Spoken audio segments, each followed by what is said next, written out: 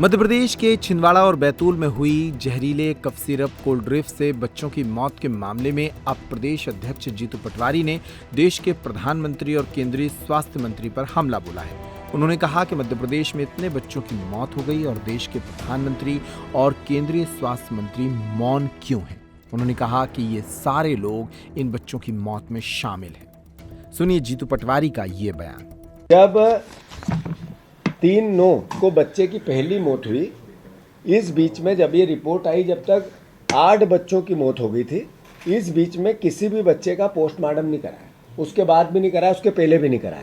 क्या परिस्थितियां हैं इसका पता लगाने की कोशिश ही नहीं की। सैंपल भेजे गए भोपाल, उनको वहाँ से यहाँ तक आने में 6 दिन लगे। 6 दिन। सोचने की बात है कि कैसे बच्चों की हत्याएं हो रही थी और हमारी सरकार निर्दयी तरीके से दशहरा मना रही थी। हमारे विधायक सोहन बाल्मीकि ने उस संदर्भ में पॉलिटिकल मूवमेंट लिया, अलग अलग पत्र लिखे, भूख हड़ताल की, एक दिन का उपवास किया कि बच्चे मर रहे हैं, ध्यान दो। तब भी सरकार नहीं जागी, तब भी प्रशासन नहीं जागा, जब भी कलेक्टर ने उसकी सुध नहीं ली।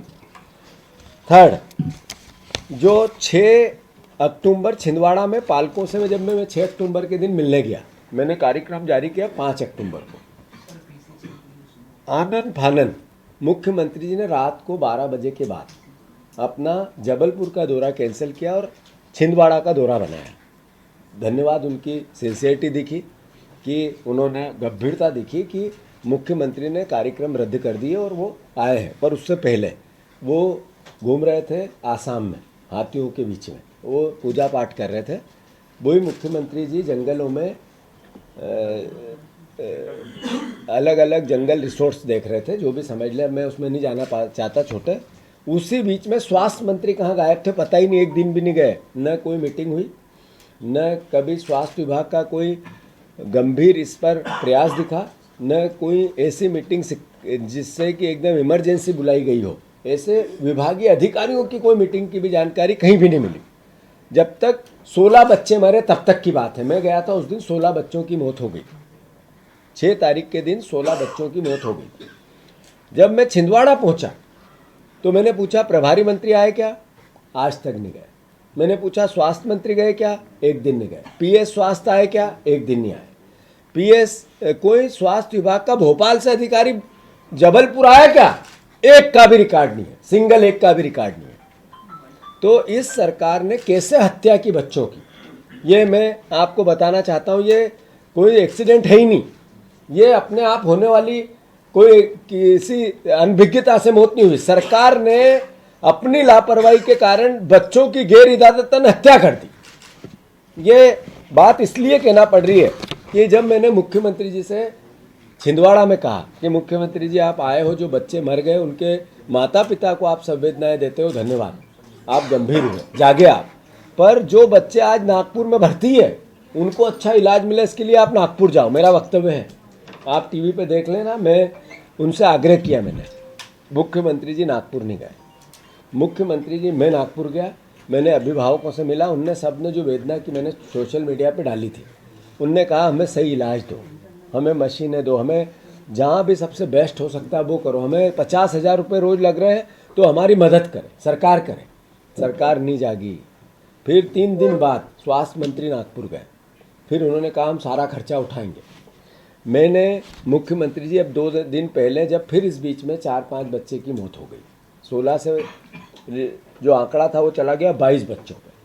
22 बच्चों की जब मौत हुई, जब मुख्यमंत्री जी फिर नागपुर पहुंचे, पर इस बीच देश के स्वास्थ्य मंत्री मौन रहा, देश का प्रधानमंत्री मौन रहा, देश का स्वास्थ्य विभाग मौन रहा। ये देशवासियों, प्रदेशवासियों सबको समझना पड़ेगा इस गंभीरता को। ये राजनीतिक आरोप प्रत्यारोप है ही नहीं।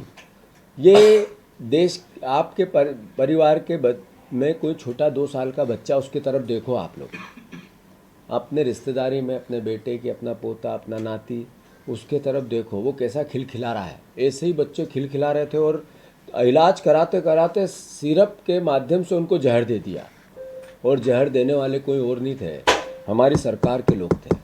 इसका ड्रग्स विभाग का जो कंट्रोलर होता है, उसकी ड्यूटी थी कि वो दवाइयों को जांचे समय समय पे, और वो ड्रग्स सप्लाई होती हो तो उनकी देखरेख करने का एक डिपार्टमेंट है, उसकी तनख्वाहें करोड़ों रुपए खर्च होते हैं इस पर। वो विभाग ने उस दवाई के नाम पर बच्चों को जहर दिया।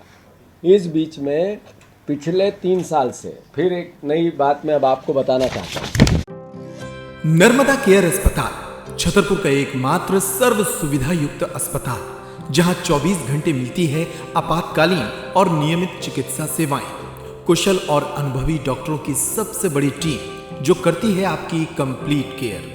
क्रिटिकल केयर के लिए सबसे आधुनिक आईसीयू वार्ड, जिसमें उपलब्ध है ventilator, ECG, TMT, echo, ultrasonography, CT scan, x ray, phototherapy, dialysis और पैथोलॉजी की संपूर्ण सुविधा।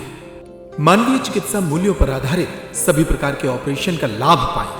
हृदय रोग, ब्रेन स्ट्रोक, पीलिया, मधुमेह, किडनी रोग, अस्थमा, डेंगू, मलेरिया के प्रभावी इलाज की सुविधा, पित्त की थैली यानी गाल ब्लैडर का ऑपरेशन, साथ ही endocrine surgery, gastro intestinal surgery सहित पेट और हड्डी से संबंधित सभी ऑपरेशन के लिए सबसे आधुनिक ओटी की सुविधा। हमारी महिला और प्रसूति विभाग में रखा जाता है जच्चा बच्चा का पूरा ध्यान। नर्मदा केयर अस्पताल में अब पाइए radiology, cosmetology, child care, dental care और मेडिसिन विभाग की आधुनिक इलाज सुविधाएं, हेल्थ इंश्योरेंस यानी कैशलेस इलाज की सुविधा। तो अपने मरीज की कंप्लीट केयर के लिए अब झांसी ग्वालियर क्यों भागना, जब सीमित शुल्क में नर्मदा केयर अस्पताल दे रहा है यह मौका आपके अपने छतरपुर में।